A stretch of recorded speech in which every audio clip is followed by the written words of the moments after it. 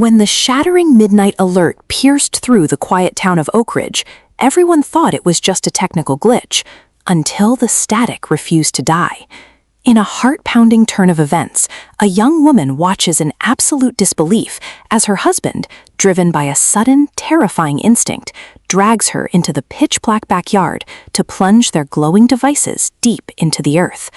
Logic tells her he has completely lost his mind, but as their fingers touch the damp soil, the ground begins to throb with a mysterious, rhythmic heartbeat.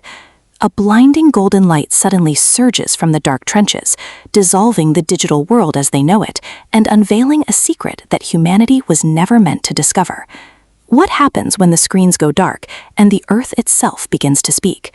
You definitely do not want to miss a single second of this mind-bending mystery, so make sure to subscribe and turn on the notification bell right now so you never miss the latest episodes. Before we dive deeper into the chaos, we would love to know where you are watching from today. What city are you tuning in from? Please drop the name of your hometown in the comments below so we can all get to know each other better. The cafeteria of Oak Ridge High was an ocean of absolute silence, drowned out by a deafening, invisible roar. Leo Vance sat perfectly still at the corner table, his untouched turkey sandwich sitting like a prop between his hands. Around him, hundreds of students sat shoulder to shoulder, yet every single pair of eyes was locked onto a glowing rectangle. Fingers flicked upward in a synchronized, mindless dance. The only illumination in the dimly lit room came from the cold blue reflection of smartphone screens bouncing off pale faces. Leo felt a familiar hollow ache blooming inside his chest, a deep sense of isolation that statistical algorithms could never fix. He was surrounded by his peers, yet he had never felt more entirely alone. He tried to remember the last time someone had looked him in the eyes and smiled, without a lens filtering the moment, but his memory came up short. The world had become a beautifully rendered simulation, and he was the only ghost wandering through it. When the final bell rang, Leo walked home through the tree-lined streets of the neighborhood, his hands buried deep inside his pockets. His own phone vibrated against his thigh, a constant, rhythmic twitch of notifications, likes, and automated updates, but he refused to pull it out. The device felt heavy, like a lead weight anchoring him to a reality he no longer wished to belong to. Entering his house, the chaotic digital hum of the outside world instantly evaporated, replaced by the comforting, rhythmic heartbeat of 100 mechanical gears. His grandfather, Arthur Vance, stood by the workbench in the living room, a jeweler's loupe pressed to his eye as he carefully adjusted the delicate balance wheel of an antique grandfather clock. Tick-tock, tick-tock. It was a tangible, honest sound. Arthur looked up, his eyes crinkling with warmth as he noticed his grandson's slumped shoulders. "The world out there is spinning too fast today, isn't it, Leo?" the old man asked softly, setting his brass tools aside. Leo could only nod, staring down at his phone as it lit up with another meaningless alert. He wondered how a device designed to connect the entire planet could make him feel so utterly disconnected from everything that truly mattered. The glowing screen in Leo's palm felt like a tiny burning star, casting a harsh shadow over his grandfather's peaceful workshop. He slid the device back into his pocket, trying to absorb the comforting scent of polishing oil and old wood that filled the room. Arthur gave him a knowing smile, gently tapping the glass of a pocket watch before returning to his intricate work. Leo climbed the stairs to his bedroom, the heavy silence of the house offering a brief sanctuary from the digital noise outside. However, the peace was shattered the moment he glanced out his window and saw Maya Lynn standing in the driveway below, her phone already raised to capture the evening light. She was adjusting a ring light attached to her bicycle handlebars, her face illuminated by the bright artificial glow. Maya was his oldest friend, the girl who used to build fortresses out of cardboard boxes with him. But lately she seemed more like a director managing a perpetual broadcast. She waved enthusiastically, gesturing for him to come downstairs and join her latest social media venture. Leo sighed, his heart sinking slightly as he realized that even his safest relationships were being filtered through a camera lens. He walked out to the porch, his shoes crunching softly on the gravel.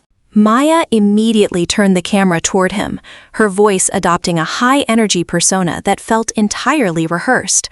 "Tell the world how excited you are for the weekend, Leo," she cheered, flashing a brilliant practice smile. He frozen, looking past the lens straight into her hazel eyes, searching for the girl he used to know. For a second, her smile faltered, a flicker of genuine exhaustion crossing her face before the digital mask slipped back into place. The artificial enthusiasm of Maya's online persona lingered in Leo's mind long after she rode away into the twilight. Now, at nearly midnight, his bedroom was completely dark, except for the persistent, haunting glow of his own phone resting on the nightstand. He lay flat on his back, staring at the ceiling cluster, trying to ignore the rhythmic vibrations of incoming messages. The entire town of Oak Ridge seemed to be awake, trapped in a collective insomnia fueled by the endless scroll of information. Leo reached out, his fingers wrapping around the cold glass of his phone, almost against his will. The screen lit up, displaying a chaotic stream of viral videos, status updates, and distant news that felt entirely irrelevant to his existence. His chest tightened with that familiar, hollow ache as he scrolled through photos of parties he wasn't invited to and milestones that felt entirely manufactured. The air in the room felt heavy, almost charged with an unnatural static electricity that made the hairs on his arms stand up. Outside, the leaves of the old oak tree scraped against his window pane, sounding like a warning whisper. He glanced at the digital clock on his screen as the numbers shifted to 11:59 p.m. A strange, suffocating stillness fell over the neighborhood, as if the entire world was holding its breath. Leo let out a long, ragged sigh, his thumb hovering over a glowing app icon. He whispered to the empty room, wondering if this endless loop of digital dependency was the only future awaiting his generation. The fragile silence of the midnight hour did not last, shattered precisely at 8:15 a.m. the following morning by a sound that defied description. Leo was sitting at the kitchen table, a glass of orange juice halfway to his mouth, when a deafening, metallic frequency erupted from his pocket. It wasn't his standard ringtone, it was a piercing, multi-tonal shriek that vibrated through his very teeth. From outside the open window, the exact same noise echoed from every house, every passing car, and every sidewalk down the street.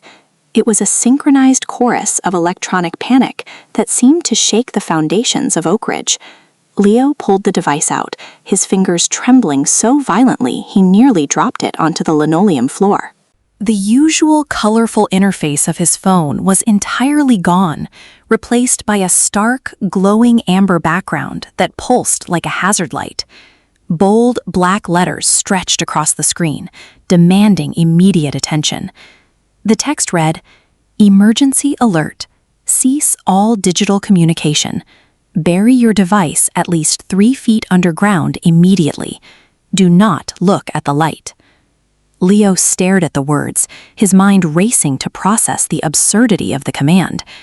Across the table, his grandfather's old analog radio crackled with pure static, unable to pick up any broadcast. The amber glow from the phone screen seemed to grow brighter, casting an eerie, unnatural warmth across Leo's face that felt almost magnetic. The warmth radiating from the amber screen felt dangerously unnatural, prompting Leo to drop the phone onto the kitchen table as if it had burned him. From the street outside, the piercing frequency suddenly died down, replaced by an even more terrifying sound. The collective outcry of a neighborhood plunged into absolute confusion. Leo rushed to the front porch, his heart hammering against his ribs as he witnessed the unfolding chaos. Neighbors were standing on their lawns, some clutching their glowing devices to their chests like precious relics, while others paced frantically back and forth. No one was speaking to each other. Everyone was staring at the amber warning text, paralyzed by indecision. Across the street, he saw Maya standing on her front steps, her face pale and her eyes wide with a mixture of terror and disbelief. She was desperately tapping her screen, trying to refresh her social media feeds, but the Amber Alert remained frozen in place. The psychological grip the technology held over everyone was visible in their frantic gestures and anxious glances. Leo looked down at his own hands, realizing that the digital safety net they had relied on for years had vanished in a single second. The routine of modern life had been completely shattered, replaced by a raw, primitive fear of the unknown. He knew he had to act, driven by a sudden, intense instinct for survival that logic couldn't explain. This urgent survival instinct guided Leo straight to the rusty garden shed at the back of the property. His hands wrapped around the smooth wooden handle of his grandfather's old iron shovel, the weight of the tool grounding him amidst the surrounding madness.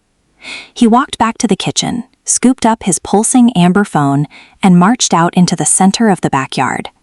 The earth beneath his feet felt solid, a stark contrast to the volatile digital world that was currently unraveling. With a deep breath, he drove the blade of the shovel into the damp soil, pushing down with his boot until the metal was entirely submerged. He repeated the motion, muscles straining as he carved out a deep, dark, rectangular trench in the earth. The phone sat on the grass nearby, its amber display casting long, distorted shadows across the lawn as the sun began to climb. Finally, when the hole reached the required depth, Leo paused, looking down at the device that had contained his entire digital life. With a decisive flick of his wrist, he pushed the phone into the darkness of the trench. The moment the device hit the bottom, Leo began shoveling the dirt back over it, covering the glowing glass with heavy clods of earth. As the last glimmer of amber light disappeared beneath the soil, an incredible, profound silence washed over the yard, sweeter than any melody he had ever heard. The sweetness of that profound silence lingered through the afternoon, transforming the backyard into an oasis of calm. Yet, as the sun began to dip below the horizon, Leo found himself drawn back to the patch of freshly turned earth. The rest of Oak Ridge remained trapped in a ghostly stillness. No cars drove down the avenues, and no televisions blared through open windows. People walked the sidewalks like sleepwalkers, their hands nervously twitching toward empty pockets. Leo knelt beside the burial side of his phone, intending to just examine the ground. But as he pressed his palm flat against the dirt, he gasped. The soil wasn't cold. It was remarkably warm, radiating a gentle, rhythmic heat that felt almost like a pulse. He lowered his ear closer to the ground, holding his breath to eliminate any distraction. From deep within the earth, a faint, musical hum was vibrating, a beautiful sequence of low notes that sounded like a cello being played underground. It wasn't a mechanical noise, nor did it feel hostile. It was a soothing, resonant frequency that seemed to harmonize with the natural world around it. Leo stood up slowly, his mind swirling with questions. The emergency alert had commanded them to bury the technology, but the Earth wasn't destroying the devices. It seemed to be transforming them into something completely alive. The mysterious underground melody continued to echo in Leo's thoughts as he walked toward the front gate, only to find Maya waiting for him in the shadows of the old oak tree. Her eyes were bloodshot, and she looked visibly shaken, her arms crossed tightly over her chest, as if she were protecting a secret. Without a word, she grabbed Leo's sleeve and pulled him behind the thick trunk, away from the view of the street. With trembling fingers, she reached into her backpack and pulled out a bundle of aluminum foil, carefully peeling back the layers to reveal her smartphone. Leo's heart skipped a beat. The screen was alive, but the Amber Alert had changed into a bright silver countdown timer, ticking away the seconds. 021435. Maya looked at him with tears welling in her eyes, whispering that she couldn't bring herself to bury it because every photograph of her childhood was trapped inside that glass frame. Leo felt a powerful conflict tear through him. His logical mind urged him to grab the device and throw it into the nearest patch of dirt for her own safety. Yet, looking at her tear-stained face, his heart ached with deep empathy for the emotional attachment she held to those digital memories. He stood frozen between the urge to protect her and the desire to comfort her, while the silver timer continued its relentless descent. The silver numbers reflected in Maya's frightened eyes made Leo realize he needed guidance far beyond his own limited experience. He gently convinced her to rewrap the device and follow him into his grandfather's workshop, where the steady ticking of mechanical clocks offered a timeless sanctuary. Arthur looked up from his desk, his expression serious as he observed the distress written clearly across both teenagers' faces. Maya hesitantly placed the foil-wrapped package on the wooden workbench, looking at the old man as if expecting an immediate reprimand. Instead, Arthur gently placed a comforting hand over hers, his voice calm and resonant as he spoke about the cyclical nature of history. He explained that long before the invention of microchips and fiber optic cables, humanity was deeply attuned to the natural frequencies of the Earth and each other. He suggested that the emergency alert might not be an enemy attack at all, but rather a necessary intervention designed to rescue a society drowning in its own artificial noise. Leo listened intently, his internal conflict shifting as his grandfather's words shed a completely new light on the situation. The logic of the warning began to align with the emotional peace he had felt while digging, making him realize that true connection couldn't be stored in a digital cloud. Arthur's philosophical insights provided a strange comfort, but nothing could prepare Leo for the visual spectacle that awaited him later that night. Unable to sleep, he slipped out of the back door at midnight, noticing a soft, iridescent light bathing the horizon in the direction of the town park. He walked down the deserted streets, the musical hum beneath his sneakers growing stronger and more harmonious with every step he took. When he reached the perimeter of the park, his breath caught in his throat at the breathtaking scene unfolding before him. The vast grassy field, where dozens of residents had buried their phones earlier that day, was glowing with a magnificent, pulsing illumination. Brilliant ribbons of emerald, sapphire, and gold light were seeping up through the blades of grass, rising into the night sky like a localized aurora borealis. Small groups of townspeople were standing along the edge of the field, their faces illuminated by the beautiful, ethereal light. There was no fear in their expressions anymore, only an overwhelming sense of awe and quiet wonder. Leo realized that the buried technology was interacting with the Earth to create a visual masterpiece, proving that compliance with the alert brought beauty rather than destruction. The mesmerizing colors of the park's aurora were still vivid in Leo's mind when the reality of Maya's situation pulled him back to Earth the following afternoon. He hurried over to her house, finding her sitting on the back porch steps with the uncovered phone held tightly in both hands. The silver countdown timer had reached its critical phase, displaying less than 3 minutes remaining. 000245. The gentle musical hum that had been vibrating through the ground for days suddenly shifted, intensifying into a deep, resonant rumble that made the wooden porch planks vibrate. The screen of Maya's phone was no longer silver. It was emitting a harsh, blinding white glare that seemed to lock her gaze in place. Her fingers were stiff, clamped around the edges of the device, and her expression was completely blank, as if her consciousness was being pulled into the digital void. "Maya, please look at me," Leo shouted over the rising rumble of the earth, stepping into the path of the blinding light. She didn't blink, her entire existence seemingly tethered to the final seconds ticking down on the display. Leo realized that the time for hesitation had passed. He had to break the digital spell before the timer reached 0. Driven by pure desperation, Leo dropped to his knees in front of Maya, completely blocking the harsh illumination of the screen with his own body. He reached out, his hands covering her icy fingers, trying to break the hypnotic trance that held her captive to the glowing glass. "Maya, listen to my voice, not the machine," he pleaded, his emotions finally spilling over after months of silent isolation. He confessed how deeply he had missed her true presence, recalling the genuine laughter they shared before the screens had dominated their lives.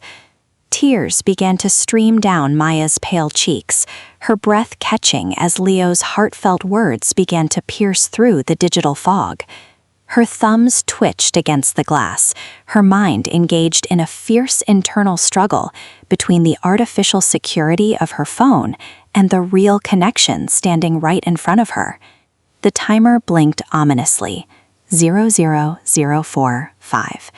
The blinding white light flared brighter, casting long, dramatic shadows across the backyard, as if fighting to maintain its hold on her.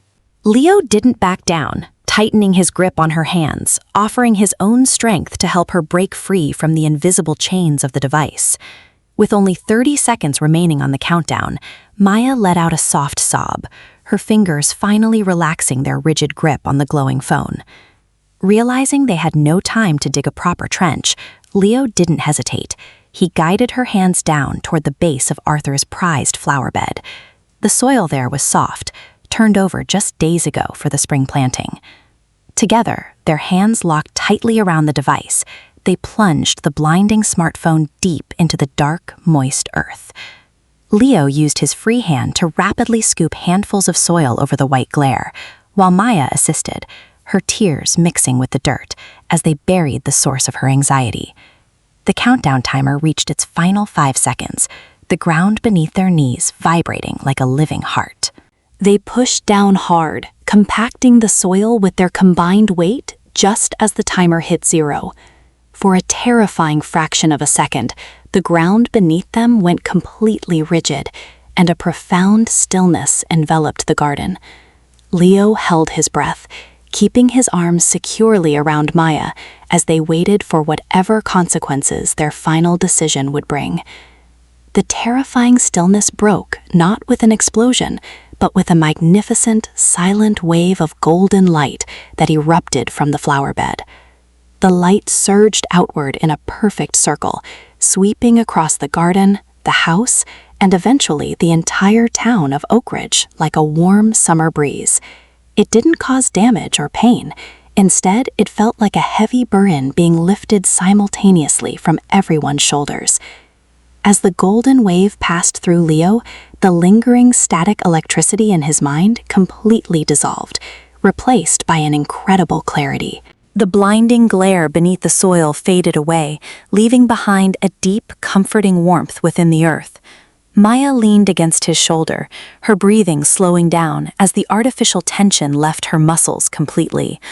All around them, the invisible digital signals that had saturated the atmosphere for decades were entirely neutralized. The air felt crisper, the colors of the surrounding trees seemed more vibrant, and the sky appeared a deeper shade of blue than ever before. The great digital reset was complete, leaving the world completely altered, yet beautifully intact. Leo looked at Maya, noticing that her eyes were bright and fully focused on the world around her, free from the shadow of the screen. The next morning greeted Oak Ridge with a brilliant golden sunrise that felt like the beginning of an entirely new era. Leo stepped out onto his front porch, drawing a deep breath of the incredibly clean, fresh air that now filled the neighborhood. He walked down the steps to the backyard flower bed, curious to see what had become of the device they had buried in such a rush. As he brushed away the top layer of soil, he discovered that Maya's phone had completely transformed. The metal and plastic had dissolved, replaced by a cluster of smooth, iridescent glass stones that shimmered beautifully in the morning sunlight. They were completely cool to the touch, devoid of any electrical charge or mechanical components. Maya arrived a few moments later, her face radiant and a genuine smile gracing her lips as she looked down at the colorful stones. She picked one up, admiring how it caught the natural light without needing a battery to shine. The fear that had gripped her for days had vanished entirely, replaced by a profound sense of relief. They realized that the Earth had successfully neutralized the technology, returning to them a clean slate upon which they could rebuild their lives. Leaving the glass stones behind, Leo and Maya walked out into the neighborhood, eager to see how the rest of the town was adapting to the new reality. The streets were filled with an unusual, heartwarming activity that brought a surge of joy to Leo's chest. Neighbors were sitting together on their front porches, engaged in deep, animated conversations without a single device interrupting their flow. Children were running through the parks, playing tag and inventing games using nothing but their imaginations and the open space. Without the constant distraction of notifications, people were looking directly at one another, their expressions filled with genuine curiosity and warmth. Leo watched an elderly couple holding hands on a bench, simply enjoying the warmth of the sun without trying to capture the moment for an online audience. Maya laughed, a pure, unscripted sound that made Leo's heart skip a beat with happiness. They spent the entire afternoon walking through the community, participating in spontaneous conversations, and rediscovering the simple joy of being present. The invisible barriers that had isolated everyone for years had broken down, allowing the true spirit of humanity to emerge from the digital shadow. As evening approached, Leo led Maya up the winding path to the highest hill overlooking the entire valley of Oak Ridge. The sky was painted in brilliant shades of amber, pink, and violet, a spectacular sunset that required no filters to enhance its beauty. They sat down on the grassy crest, side by side, watching the shadows lengthen across the peaceful town below. Without a phone to record the view, Maya simply rested her chin on her knees, absorbing the panoramic scene with a look of pure contentment. Leo looked at her, realizing that the hollow ache that had plagued his chest for so long was entirely gone, filled by the warmth of her companionship. He reached out, his fingers gently wrapping around her hand, and this time she squeezed back with a reassuring firmness. They made a silent, heartfelt promise to each other to never let anything artificial come between their connection again. As the stars began to appear in the clear sky, they knew that the future would bring challenges as they learned to navigate an analog world, but they were entirely confident they could handle it together. Several weeks passed, and the initial shock of the digital disappearance transitioned into a beautiful, productive rhythm across Oak Ridge. Arthur's clockmaking workshop quickly became the vibrant heart of the community, filled with people eager to learn the art of mechanical restoration. Leo spent his afternoons working alongside his grandfather, his hands becoming skilled at assembling gears and calibrating delicate springs. The steady, predictable ticking of the clocks provided a satisfying soundtrack to his new life, teaching him the value of patience and craftsmanship. Across town, empty storefronts were being converted into libraries, music rooms, and communal kitchens, where residents shared skills and stories. People were learning to write handwritten letters again, discovering the deep personal meaning behind every ink stroke on paper. Maya had traded her digital camera for a set of charcoal pencils and a sketchbook, spending hours capturing the expressions of the townspeople with incredible detail. The community was no longer just surviving without technology. They were truly thriving, building a culture rooted in tangible achievements and authentic interactions.